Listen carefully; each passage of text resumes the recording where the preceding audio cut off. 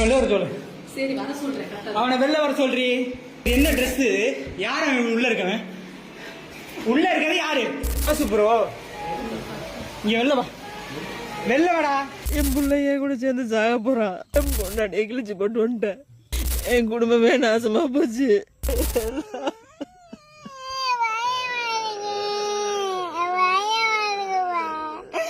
நேற்றுல இருந்து இந்த ஒரு வீடியோ வைரல் ஆயிட்டே இருக்கு. ஆனா அஃபிஷியலா எந்த நியூஸ் சேனல்லையும் இந்த விஷயம் வரல. இருந்தாலும் நம்ம எப்பவுமே ஒரு விஷயம் நடந்து முடிஞ்சதுக்கு அப்புறம் நியூஸ் சேனல்ல வந்ததுக்கு அப்புறம் தான் நமக்கு தெரிய வரும். நம்ம அதை பத்தி பேசியிருக்கோம். இந்த விஷயத்த பொறுத்த வரைக்கும் ஏதோ நடந்திருக்குன்னு தெரியுது. ஆனா எங்க நடந்துச்சு, என்ன ஆச்சு, நமக்கு ஃபுல்லா விவரம் தெரியல. அதனால நடக்கிறதுக்கு முன்னாடி ஏதாச்சும் பண்ணணுங்கிறதுக்காக தான் நான் இதை போட்டிருக்கேன். முடிஞ்ச வரைக்கும் நானும் ட்ரை பண்ணி பார்த்தேன், எனக்கு எந்த தகவலும் கிடைக்கல. முடிஞ்ச வரைக்கும் உங்களுக்கு ஏதாவது தகவல் கிடைச்சதுன்னா இதை பொறுத்து கொஞ்சம் ஆக்ஷன் எடுங்க. அந்த குழந்தைக்கு என்னாச்சு, அந்த பொண்ணுக்கு என்னாச்சு, இல்லை அவருக்கு என்ன ஆச்சு அப்படிங்கிறது எதுவும் தெரியல.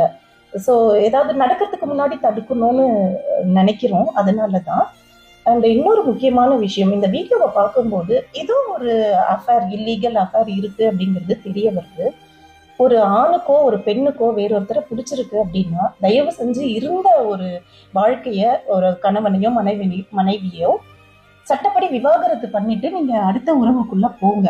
ஒருத்தர் 1000 முறை கஷ்டப்பட்டு சாகிறத விட, கஷ்டப்பட்டு வாழ்றத விட கொடுமையான வலி தன்னை நேசிச்ச ஒருத்தர் இன்னொருத்தரோட இருக்கிறத கண்ணுக்கு எதிரில் பாக்குறதுங்கிறது.